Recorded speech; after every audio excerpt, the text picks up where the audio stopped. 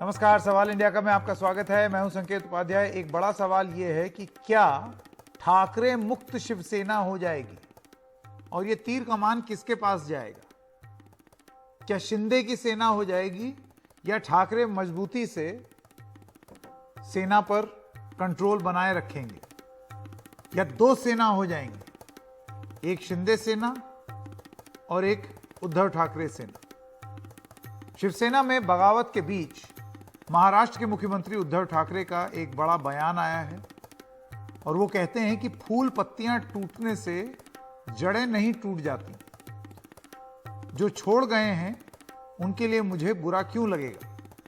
मर जाएंगे, शिवसेना नहीं छोड़ेंगे कहने वाले जो लोग थे वो आज भाग गए। बागी विधायक शिवसेना तोड़ना चाहते हैं। शिवसेना और ठाकरे का नाम लिए बिना बढ़ेंगे कैसे? एक बार हार से फर्क नहीं पड़ता। शिवाजी महाराज भी हारे थे मगर जनता साथ रही। मैंने सारे विभाग दूसरों को दिए थे। एकनाथ शिंदे को मैंने नगर निगम दिया। शिंदे का बेटा भी सांसद बना, कहा मुझे जाता है। तो ये बयान है जो कि उद्धव ठाकरे ने आज बहुत सारे जो जिला प्रमुख के लोग आए थे उनके सामने ये बात बोली।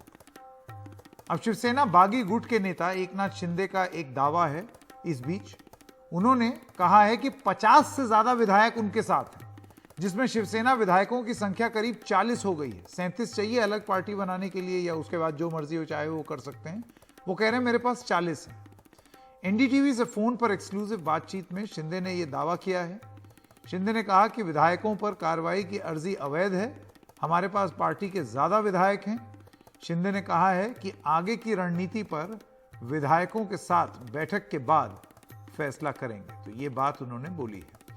अच्छा, इस बीच संजय राउत ने आज फिर एक मुलाकात की, बयान भी दिया लेकिन मुलाकात की शरद पवार से।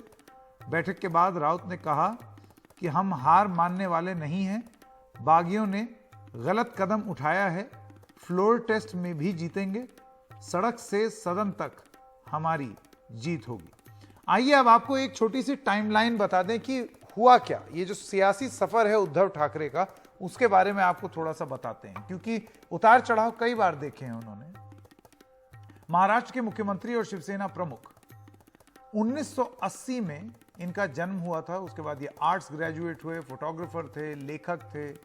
2002 में बीएमसी के चुनाव से पहले पिता बाल ठाकरे ने शिवसेना की जिम्मेदारी सौंपी इनको। 2003 में शिवसेना के कार्यकारी अध्यक्ष बने। 2004 में उद्धव को बाला साहेब ने शिवसेना का पूर्णकालिक अध्यक्ष बनाया 2004 में। 2005 में उद्धव के चचेरे भाई राज ठाकरे ने शिवसेना छोड़ दी, अपनी खुद की एक पार्टी बना ली। उद्धव को बाल ठाकरे ज्यादा महत्व देते थे, इसलिए राज ठाकरे ने पार्टी छोड़ दी। 2005 में ही पूर्व सीएम और कद्दावर नेता नारायण राणे ने भी शिवसेना छोड़ दी। तो ये दूसरा झटका था जो कि शिवसेना को लगा। 2014 में शिवसेना ने अकेले चुनाव लड़ा। 30 साल पुराना बीजेपी से जो गठजोड़ था वो तोड़ दिया। चुनावी नतीजों के बाद भारतीय जनता पार्टी के साथ सरकार में शिवसेना शामिल हो गई। 2019 में बीजेपी और शिवसेना एक साथ चुनाव लड़े, लेकिन जीत के बाद मुख्यमंत्री पद मांगा। बीजेपी ने मुख्यमंत्री पद देने से मना किया। शिवसेना ने एनसीपी और कांग्रेस से हाथ मिलाया और बड़े सियासी ड्रामे के बाद उद्धव ठाकरे राज्य के 29वें मुख्यमंत्री बने। तो जैसे कि आप देख सकते हैं ये इनका सियासी सफर रहा है। तो 2-3 बार ये चीजें झेल चुके हैं, इस तरीके के उतार चढ़ाव। लेकिन इस बार मामला थोड़ा सा सीरियस है, क्योंकि बहुत ही भारी संख्या में विधायक इनके पास से हट गए हैं। तो क्या ठाकरे मुक्त शिवसेना हो सकती है? क्या इसकी कल्पना की जा सकती है? ये एक बड़ा सवाल है। मैं स्वागत करना चाहता हूं हमारे सहयोगियों का। अभिषेक शर्मा हमारे साथ मातोश्री के बाहर से जुड़ रहे हैं। सोहित मिश्रा विधान भवन पर हैं। पूजा भारद्वाज सेना भवन से हमारे साथ जुड़ी हुई हैं और सुनील सिंह भी हमारे साथ जुड़ गए हैं। सुनील सिंह से अभी उनकी लोकेशन मातोश्री में है, सुनील सिंह जी भी। सबसे पहले मैं पूजा आपके पास आना चाहता हूं, क्योंकि वहां सेना भवन में एक अभी मीटिंग हुई जिसमें एक बड़ा बयान दिया गया और उस बयान में यह कहा गया कि फूल पत्ता तोड़ लीजिए, जड़ आप नहीं उखाड़ पाएंगे। तो क्या अब यही रणनीति है कि जो विधायक गए हैं असम, उनको ये बोलना कि भाई आप फूल पत्ते हो सकते हैं लेकिन पेड़ की जड़ आप नहीं हैं?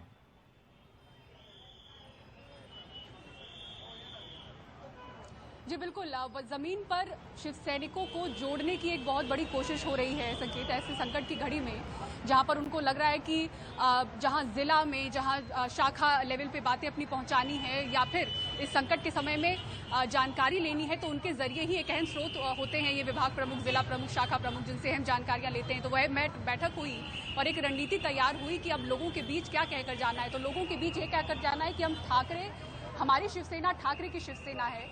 और उन्होंने ये बात भी कही, जो लोग कहते थे बगावती विधायकों को लेकर, उन्होंने कहा कि जो लोग कहते थे कि शिवसेना के लिए मर जाएंगे, आज वो ऐसी हरकत कैसे कर सकते हैं कि जो शिवसेना को तोड़ रहे हैं। और उसी बात पर उन्होंने अपनी बात आगे बढ़ाई कि वो शाखाएं तोड़कर ले जाएं, टहनी या पत्तियां, लेकिन हम जड़ हैं। तो यही बात कैसे जमीन पर पहुंचानी है और उसके लिए क्या रणनीति बनानी है। कुछ बातें प्रदर्शनों को लेकर भी हुई है कि कहां कहां प्रदर्शन करने होंगे राज्य के लेवल पे। हालांकि कुछ सवाल मैंने ये पूछने की कोशिश की जो उस मीटिंग में शामिल थे कि जिस तरह से एक आक्रामक रवैया हमेशा हमने जमीन पर देखा है, इस तरह से बगावती लोगों के खिलाफ वो आक्रामक तेवर हमने इस बार नहीं देखा। तो शिवसेना के जो पूर्व विधायक हैं सुनील शिंदे, उनका ये कहना था कि ये सारी रणनीति इस वक्त हम समझ रहे हैं और इसीलिए मीटिंग भी हुई थी। बगावती जो विधायक है उनको लेकर क्या पक्ष होगा, तो उस पर भी कुछ साफ वैसे बोलते हुए नजर नहीं आए। हो सकता है कुछ ऐसी बातें जो वो शायद मीडिया से शेयर नहीं कर सकते हैं। लेकिन एक अहम चीज इस मीटिंग की एक बड़ी वजह ये रही कि कुछ पार्षदों से संपर्क नहीं हो पा रहा है। ठाणे नगर निगम के करीब 60 के करीब बताए जा रहे हैं, जहां से एकनाथ शिंदे जी आते हैं, वहां के करीब 60 के ऐसे पार्षद बताया जा रहा है जिनसे संपर्क नहीं हो पा रहा है। इसलिए शाम में एक बैठक बुलाई गई है पार्षदों की खास तौर से, और उसके पहले पदाधिकारियों की और शाखा प्रमुख, जिला प्रमुख की मीटिंग हुई है। तो उनसे संपर्क नहीं हो पाने की वजह से अब इन्हें समझ में आ रहा है कि हम जमीन पर भी जो हमारे इस तरह से रूट लेवल पे काम करते हैं, उनसे भी शायद हमारा संपर्क टूट रहा है। तो उनसे संपर्क जोड़ना और उनको जोड़े रखना, ये कहते हुए कि हम ठाकरे की शिवसेना है और हमारे साथ आप बन के रहिए और किस तरह से इनको जवाब दीजिए, उसको लेकर आज एक रणनीति इन्होंने बनाई है। और इस बीच में वो तस्वीरें भी हमने देखी जो सुनील जी हमारे सहयोगी उन्होंने भेजा कि किस तरह से एनसीपी की जो विद्या चौहान है, महिला विंग की अध्यक्ष, उनके साथ शिव सैनिकों के साथ वो प्रदर्शन करती हुई नजर आई।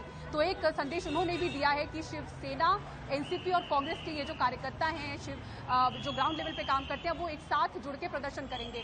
पर अब देखें, आप इतना समय बीतने के बाद इसके क्या मायने होंगे। अगर 50 का आंकड़ा एकनाथ शिंदे कह रहे हैं कि उनके पास है, तो अब इस रणनीति का क्या मतलब होगा वो भी देखना होगा। लेकिन शिवसेना फिलहाल अपनी जमीन बचाने के लिए इन सभी को जोड़ने की कोशिश कर रही है, जहां पे वो पार्षद और शाखा प्रमुख इनसे बात कर रही है और रणनीति बना रही है। जी सर। जी बिल्कुल। अभिषेक, मैं आपके पास आना चाहता हूं और सवाल ये है कि अभी दोहरी चुनौती है। चुनौती नंबर 1 सरकार बचाना और चुनौती नंबर 2 पार्टी बचाना। प्राथमिकता अभी कहां देखते हैं उद्धव ठाकरे अपनी? प्राथमिकता तो पार्टी बचाना ही बची हुई है। सरकार के नंबर्स तो शिवसेना के हाथ से जा चुके हैं।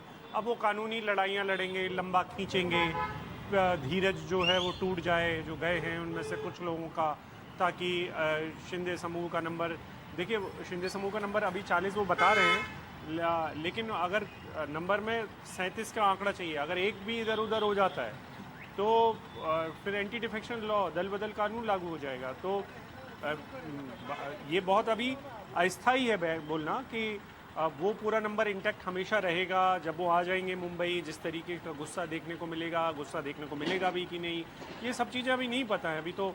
इसीलिए ये ड्रामा अभी चलने वाला है, लंबा चलेगा। पहली प्राथमिकता सरकार बचाना शरद पवार के लिए ज़्यादा बड़ा लग रहा है और वो बहुत सक्रिय हैं उसको लेकर।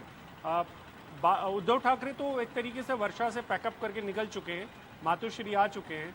स्वास्थ्य उनका ठीक नहीं है, उनके बेटे जो भी देख पाएंगे या उनके जो सिपह सालार बचे हुए हैं या उनके पीए जो बचे हुए हैं, वो उनके सहारे जितना बचा सके वो बचाएंगे।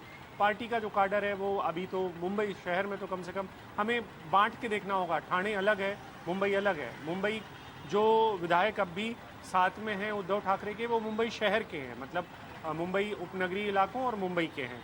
वो उनका साथ छोड़ना बहुत मुश्किल। उनमें से कुछ लोगों ने साथ छोड़ा है तो उनके खिलाफ गुस्सा भी है।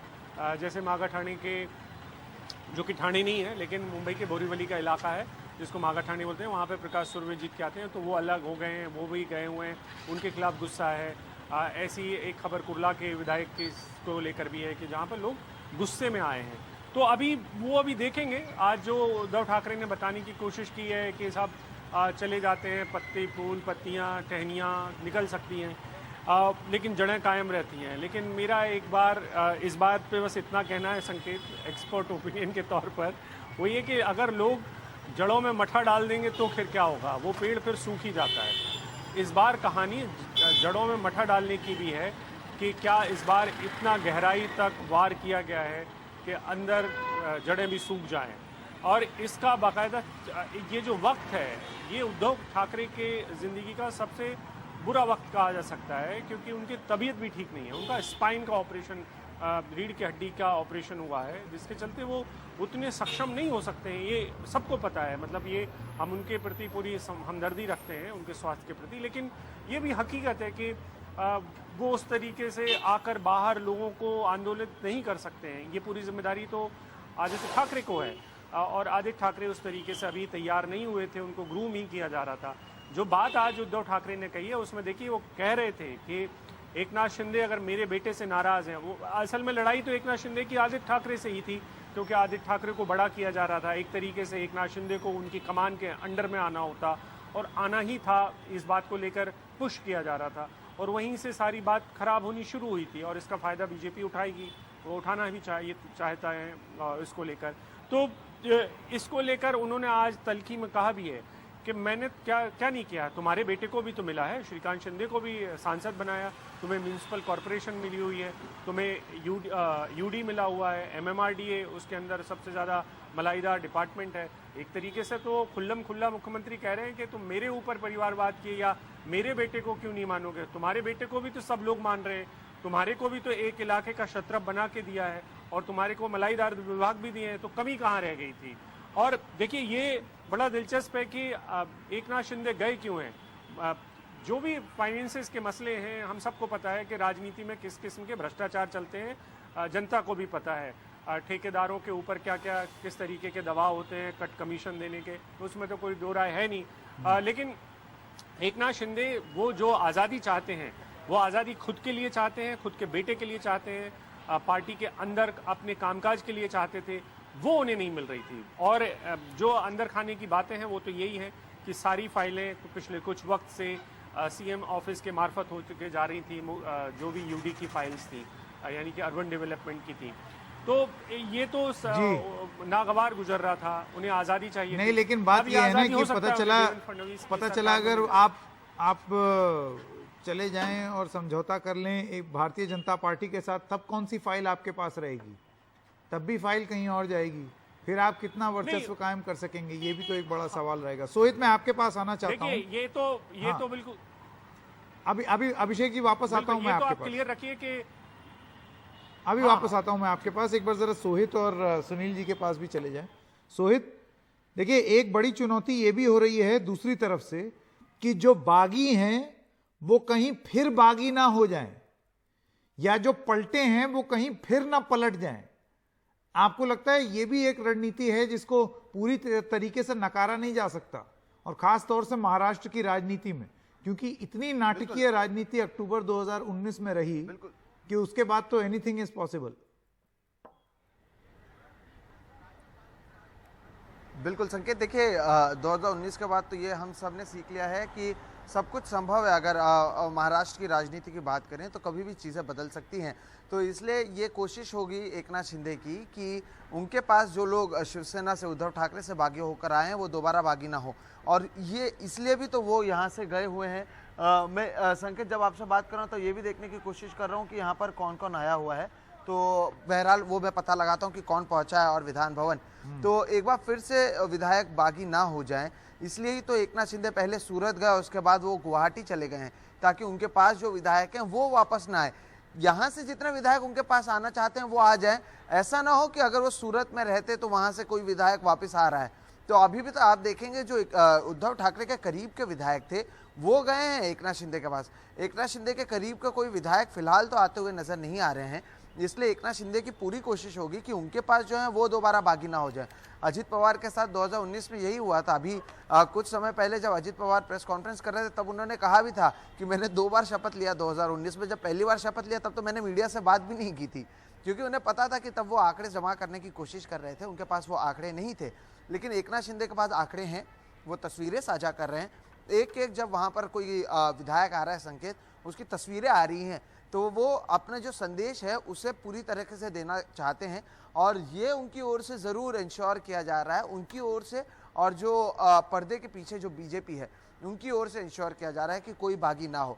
उनकी ओर से कोशिश की जा रही है कि आंकड़े किस तरह से बढ़ाए रखे, ज़रूरत पड़ने पर किस तरह से चीज़ों को घुमाया जा सकता है, हर एक चीज़ का ख्याल रखा जा रहा है। लेकिन इसका यह मतलब नहीं है कि उद्धव ठाकरे कोशिश नहीं कर रहे हैं। मैं विधान भवन पर इसलिए मौजूद हूँ क्योंकि हम रुके हुए हैं कि डिप्टी स्पीकर क्या निर्णय लेते हैं, और 4 विधायकों की जो अपील है उसे भी सुना जाना है। क्या 16 या 17 जितने भी विधायकों की बात की जाएगी, क्या उन्हें यहाँ पर बर्खास्त किया जाएगा, क्या उसके बाद अदालत का दरवाज़ा खटखटाया जाएगा? क्योंकि अगर आप बर्खास्त हो जाएंगे तो अगर आप एकनाथ शिंदे के साथ भी रहें तो उसका कोई फ़ायदा नहीं होता है। तो इसलिए उद्धव ठाकरे का जो खेमा है उनकी ओर से भी कोशिश चल रही है कि किस तरह से जो सामने लोग गए हुए हैं उन्हें अपनी तरफ लाया जाए। ये तो एक रहा लीगल वे। दूसरा वे यही है कि वो इंतजार कर रहे हैं कि कब वो महाराष्ट्र में पहुंचे, कब वो मुंबई में पहुंचे।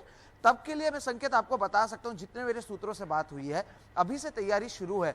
एक एक शाखा प्रमुख जो उनके पार्टी बैरर्स होते हैं, हर एक एक इलाके में जो उनका एक पार्टी ऑफिस होता है उसे वो शाखा कहते हैं। हर एक शाखा प्रमुख जो अभी उनके पास हैं, हर एक को जिम्मेदारी दी गई है कि आप तैयारी शुरू करें।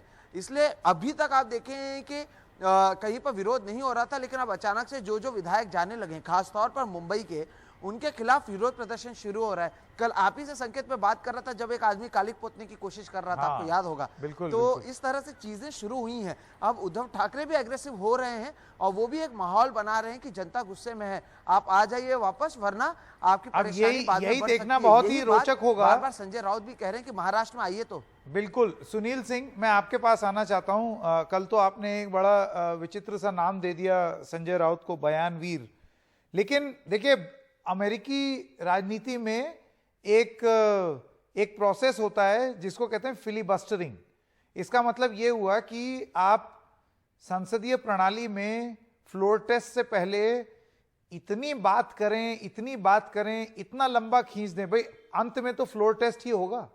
फ्लोर टेस्ट के लिए विधायक आएंगे ही, और उसमें सब लोग जो हैं, वो जो प्रोसीडिंग है उसमें सब लोग अपनी अपनी स्पीच दें, और वो स्पीच ही 3-4 दिन चल जाए और उसके बाद फ्लोर टेस्ट हो। यानी कि इतने दिन तक विधायक आ करके मुंबई में रहें और फिर उनके ऊपर दबाव डाला जाए। तो आपको लगता है गेम अभी खत्म नहीं हुआ है? देखिए संकेत, बिल्कुल खेल अभी खत्म नहीं हुआ है, बल्कि खेल अभी शुरू हुआ है। विकल्पों को अगर देखें, आज जो यहाँ के महाराष्ट्र विधानसभा के ही पूर्व प्रिंसिपल सेक्रेटरी थे डॉक्टर अनुज कलसे से मैंने बात की, तो उनका कहना है कि जो सबसे बड़ा जो विकल्प है वो है सिर्फ यही कि राज्यपाल के पास अविश्वास प्रस्ताव की चिट्ठी दें और अविश्वास प्रस्ताव के लिए जाएं। यही आसान तरीका है खास करके एकनाथ शिंदे के गुट के लिए। लेकिन उसमें एक बड़ी अड़चन यह है कि जो शेड्यूल 10 है वो कहता है कि आपको अपने दल को पार्टी में मर्ज करना होगा या फिर नई पार्टी बनानी होगी। तो नई पार्टी बनाने के लिए चुनाव आयोग की आपको मान्यता चाहिए, वो इतनी आसानी से नहीं मिलता है, तो आपको पार्टी मर्ज करना होगा। तो पार्टी अगर मर्ज करना होगा तो क्या एकनाथ शिंदे, ये देखिए गाड़ी आपको दिखा दूं, इस तस्वीर एक हलचल दिखी है। आदित्य ठाकरे जो सेना भवन में गए थे कुछ देर पहले, वहां पर संगठन की मीटिंग चल रही थी, जो विभाग प्रमुख और जिला प्रमुख आए थे, उनका संबोधन चल रहा था।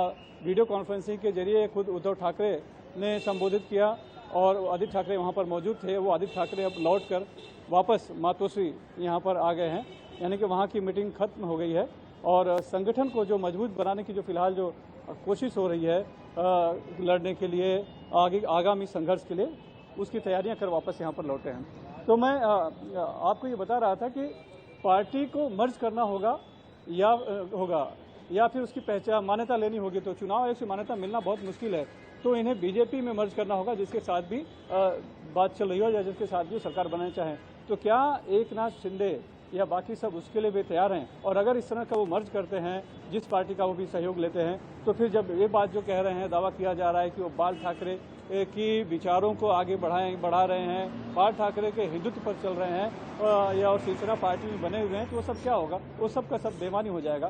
तो बहुत बड़ी कश्मकश है, इसीलिए सब तैयारियां चल रही हैं। इसीलिए मैं कह रहा हूं खेल अभी खत्म नहीं हुआ, बल्कि खेल तो अभी शुरू हुआ है, असली खेल। क्योंकि उनके 12 कल और आज 4 कुल 16 विधायकों के खिलाफ सदस्यता रद्द करने की जो अर्जी दी गई है वो भी एक पेंडिंग, हालांकि उसमें बहुत वक्त लगेगा। लेकिन भले आपके पास बहुमत हो गया, लेकिन उन्हें यहाँ पर लाना है मुंबई में लाने के बाद फ्लोर टेस्ट तक ले जाना है और फिर उस प्रस्ताव को पास कराना है, यानी कि सरकार के खिलाफ जो अविश्वास प्रस्ताव आप लाएंगे उसको पास कराना है, सरकार को गिराना है, फिर सरकार बनेगी। तब आपके पास ताकत आएगी और फिर आप पार्टी के बारे में सोचेंगे। लेकिन ये जो इतने प्रोसेस है, प्रक्रिया है, ये इतनी आसान नहीं है। हाँ, ये बड़ी बात है कि एकनाथ शिंदे इस बार कामयाब हुए हैं, अजित पवार की तरह वो फेल नहीं हुए। उन्होंने अपने लिए जरूरी संख्या बल जमा कर लिया है। अब उस जरूरी संख्या बल को जमा करने के बाद उसको यहाँ तक लाना और उनके लोगों का वोट भी उसमें अपने पक्ष में डलवाना, ये भी बड़ी बात है। क्योंकि जितनी आसानी से मुंबई में ठहरे हुए अपने घर में या फिर होटल में या शिवसेना के साथ रहे हुए विधायक जो यहाँ पे जीने मरने की कसमें खा के गए, परसों ही हम मरेंगे जिएंगे तो शिवसेना के साथ, वो अचानक से उठ रहे हैं और सुबह हमें पता चला है कि गुवाहाटी पहुंचे हुए हैं। ये किस मंशा से जा रहे हैं, किस इरादे से जा रहे हैं? क्या वाकई में एकनाथ शिंदे के खेमे में रहेंगे या यहाँ आने के बाद वो पलटी मार जाएंगे? ये सब कह पाना बहुत मुश्किल है। तो अभी दिल्ली बहुत दूर है। बिल्कुल बिल्कुल, मुंबई में रह करके और बाकी विधायक गुवाहाटी में, लेकिन कहावत वही रहती है, दिल्ली बहुत दूर है। हमारे साथ बने रहिए, क्योंकि अभी सोहित ने बहुत सारे वीडियो डाले हैं उद्धव ठाकरे के, जब उद्धव ठाकरे ने संबोधित किया। और अब से कुछ ही देर में हम वो वीडियो स्क्रीन पर भी चलाएंगे ताकि आप देख सकें। क्या हम अभी चलाएंगे या ब्रेक के बाद? संभवतः ब्रेक के बाद चलाएंगे। ये वीडियो सोहित ने हमारे साथ शेयर किए हैं, उद्धव ठाकरे के वीडियो हैं। जब वो जिला प्रमुख को जब संबोधित कर रहे थे, उसमें उन्होंने क्या बोला। एक छोटे से ब्रेक के लिए रुक रहे हैं और फिर उसके बाद आपको ये वीडियो सुनाएंगे।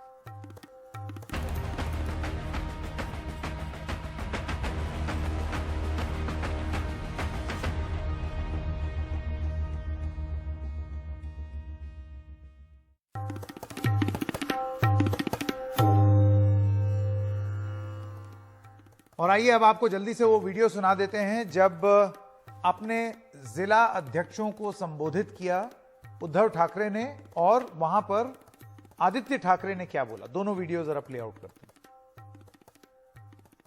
उपस्थित सर्व शिवसैनिक बांधवांनो आणि भगिनींनो, जरा आवाज थोडा वेगळा वाटेल कारण कोविड पॉझिटिव्ह आहेच.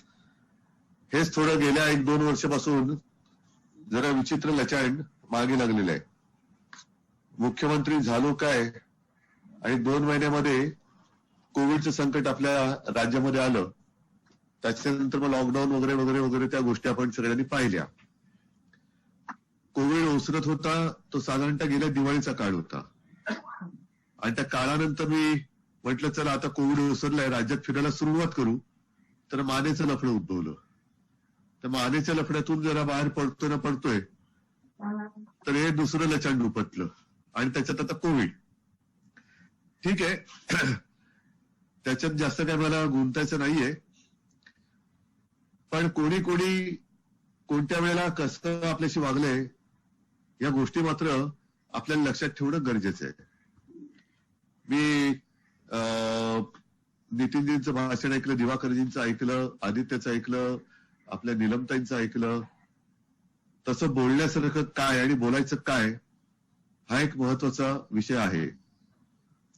परवा मला जे काय बोलायचं ते थोडक्यामध्ये मी फेसबुक लाईव्ह वरती बोललो. त्याचा काय परिणाम झाला किंवा काय परिणाम व्हावा असं मी काही ठरवलेलं नव्हतं. मी नेहमी माझ्या मनातल्या गोष्टी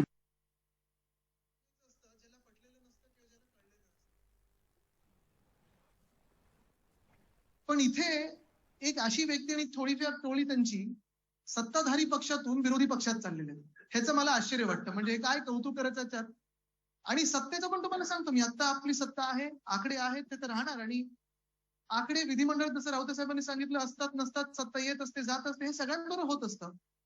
पण परवाच्या उद्धव साहेबांच्या फेसबुक लाईव्ह नंतर मला एक कळलेलं आहे की ह्या महाराष्ट्रात आणि ह्या हिंदुस्थानात आकडे असले नसले तरी ह्या 2.5 वर्षात जे आपण काम केलेलं आहे, मुख्यमंत्री महोदयांनी जे काम केलेलं आहे, प्रत्येकाच्या हृदयावर सत्ता करणारा एकच माणूस तो म्हणजे उद्धवसाहेब ठाकरे राहणार. या देशात हृदयात आपण सत्ताधारी पक्ष आहोत. काल पण मी बघत होतो, परवा पण बघत होतो, ट्विट सगळे असतील, जे काही लोक मेसेज करतायत, अनेक ठिकाणी अनेक लोक मला सांगतात इथे आम्ही प्रार्थना करतो, इथे असं झालंय, आम्ही इथे सगळ्यांनी मोर्चा काढलेला आहे, आम्ही तुमच्या सोबत आहोत. आणि हे फक्त काही राजकीय मंडळी नाहीये. हे जे मी बघत आहे, काही पत्रकार करत आहेत, काही एडिटर्स करत आहेत, काही इतर राज्यामधले लोक करत आहेत. जगभरातून ज्यांनी बघितलेलं आहे की गेल्या 2.5 वर्षात महाराष्ट्राची प्रगती, मग ते आपलं इन्फ्रास्ट्रक्चर सगळी कामं असतो, आपले कोविडचं हाताळणं असो, कुठेही आपण आकडा न लपवता जे काय आहे ते सत्य लोकांसमोर आणलेलं आहे. आपल्या परिवारातला कोणी एक माणूस आपल्याशी बोलत आहे असं सांगणारा माणूस टीव्हीवर येऊन जी काळजी घेत होता, ती व्यक्ती, आणि अर्थात महाराष्ट्रात अखंडता शांतता ठेवणारी व्यक्ती. म्हणजे तुम्ही बघितले असेल, अनेक ठिकाणी राज्यात नाही देशात अनेक वेगळ्या राज्यांमध्ये दंगल पेटवण्याचा प्रयत्न केला, काही बरं वाईट करण्याचा प्रयत्न केला, लॉ अँड ऑर्डरची काही वेगळी स्थिती आणण्याचा प्रयत्न केला, पण ते आपण महाराष्ट्रात घडू दिलं नाही. ही समीकरण हे महाराष्ट्राचं समीकरण होतं. अशा व्यक्तीला कोणीतरी धोका देतोय, त्याचं सगळ्यांना वाईट वाटलेलं.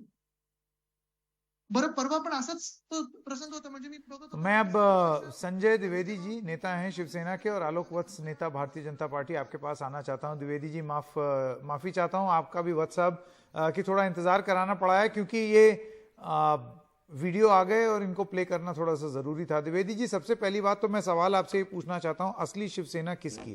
कहीं ऐसा तो नहीं है कि ठाकरे मुक्त शिवसेना हो जाएगी और उसी वर्चस्व को बचाने की ये कवायद है? संकेत जी, उपाध्याय जी, मैं एक चीज बताना चाहता हूं पहले आपको. वो जो एकनाथ शिंदे कह रहे हैं मैं शिवसैनिक हूं और मैं भी 35 साल से शिवसैनिक हूं, तो शायद बाला साहब का शिवसैनिक हूं. तो बाला साहब ने क्या कहा था कि जो बागी हो, जो भागे, पहले मनाओ, पुचकारो, प्यार करो, मोहब्बत से बुलाओ, ना माने तो लात मार के भगा दो.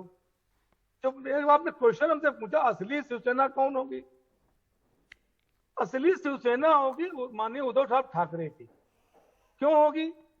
अभी सपा से, उत्तर प्रदेश सपा से हमारे एक भाई निकले, उन्होंने अपनी पार्टी बना ली. या बीजेपी से कोई निकलता अपनी पार्टी बना लेता तो क्या वो बीजेपी बन गई क्या?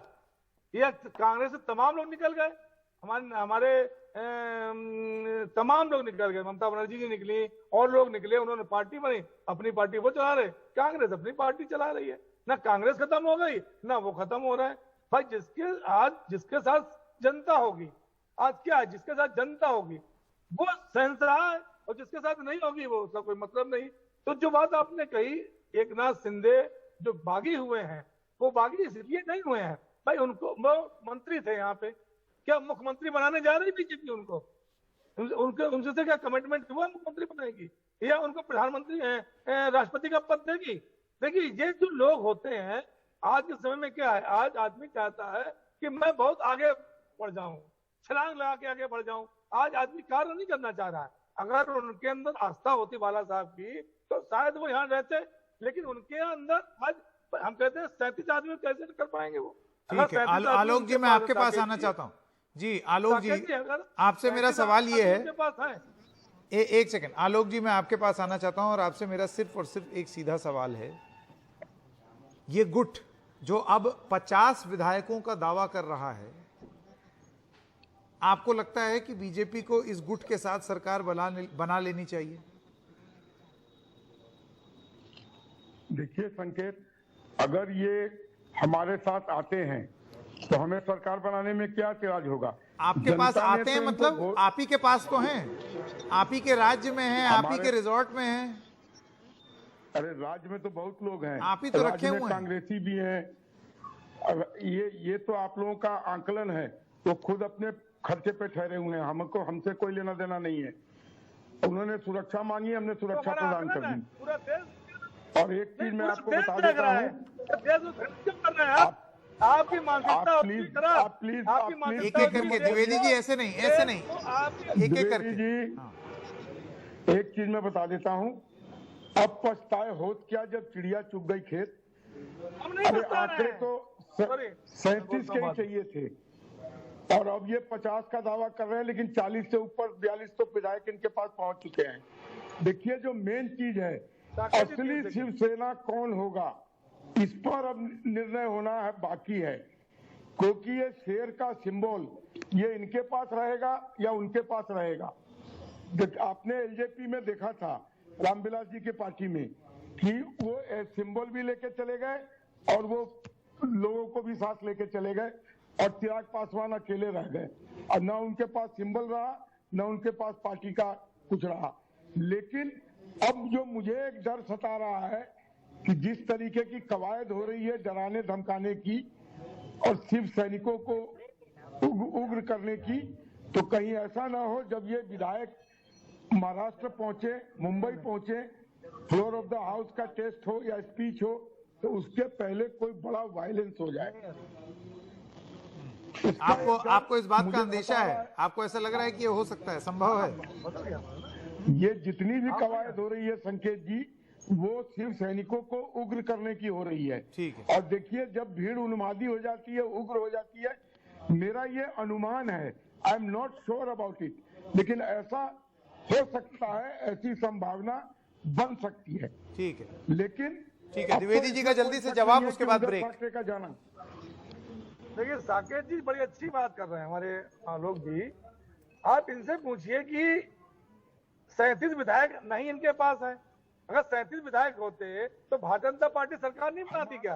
क्या उनसे क्या मुख्यमंत्री सुन लीजिए मुख्यमंत्री बनाने का ऑफर दिया या नहीं दिया है? अरे हम कैबिनेट मंत्री थे यहाँ पे, तो जो ये राजनीति आप कर रहे हैं ये राजनीति जनता देख रही, कोई दिक्कत नहीं है। आज आप क्या करना चाह रहे हैं क्या नहीं करना चाह रहे हैं उसका कोई मतलब नहीं, लेकिन इस तरह की राजनीति इस देश में कभी नहीं हुई है कि सरकारें गिरा के सरकार बनाने का जो काम 2014 से चल रहा है। ईस्ट इंडिया कंपनी बनाने चाह रहे हो। माननीय बाला साहब ने साफ साफ कहा था कि जो बागी हो जाए उसको लात मार के भगा दो, और इनकी अगर 37 आदमी नहीं होंगे, एक चीज मुझे बता दीजिए, 80 घंटे के लिए देवेंद्र फडणवीस जी बने थे मुख्यमंत्री, हमारे साथ सरकार चलाने के लिए, और आप जाके कांग्रेस की गोद में। चलिए ठीक है, अब देखना चले ये होगा।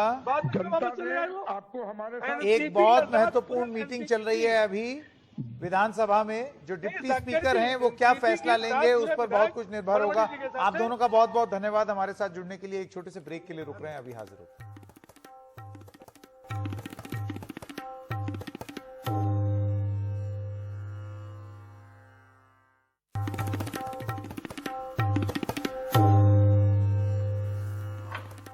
तो ये कुछ तस्वीरें आपको जल्दी से दिखा दें स्क्रीन पर जो अभी आने वाली हैं। ये तस्वीरें हैं डिप्टी स्पीकर जो विधान भवन पहुंचे हैं। आपका नाम है नरहरी सीताराम जीरवाल। आप फैसला लेंगे कि जो विधायक हैं उनको अयोग्य या अमान्य घोषित किया जाए या नहीं। ये एक बड़ा फैसला ले सकते हैं डिप्टी स्पीकर। आपको ये भी बताते चलें कि एनसीपी पार्टी के डिप्टी स्पीकर हैं, क्योंकि स्पीकर जो थे वो अब इस्तीफा दे चुके हैं। इस वजह से सारे फैसले अब डिप्टी स्पीकर ही लेंगे। और शिवसेना की प्रवक्ता प्रियंका चतुर्वेदी ने कहा है कि ये पहली बार नहीं हुआ है, जिन पर भरोसा किया उन्होंने ऐसा काम किया। हमारे साथ हैं, साहब के साथ हैं, और पूरी तरीके से हम शिवसैनिक हैं, लड़ाई लड़ेंगे और जीतेंगे। हमें जो रास्ते अपनाने हैं हम पूरे अपनाएंगे। देखिए मैं बार बार यही कह रही हूँ, ये पहली बार ये शिवसेना के साथ नहीं हुआ है। जिन लोगों पे भरोसा किया, कुछ तो परिवार वालों पे भरोसा किया, उन्होंने काम ऐसा किया है। हर बार जब भी जाते थे किसी न किसी को दोष देकर जाते थे, 2/3 की बात करते थे, सभी नाकामयाब रहे, ये भी नाकामयाब रहेंगे।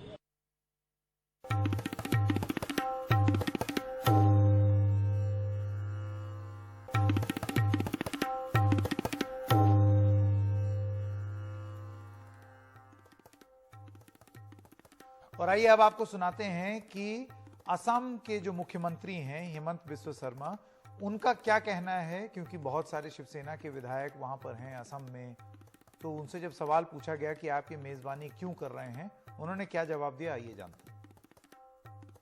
आपका मुंह से ही सुना कि और पहुंच रहा है, तो और भी पूरा देश का जितना विधायक गण है सबको मैं आमंत्रित करता हूं, असम में आइए। मैं होटल में लोग आने से बंद कर दूंगा तो कैसा फेडरल स्ट्रक्चर है?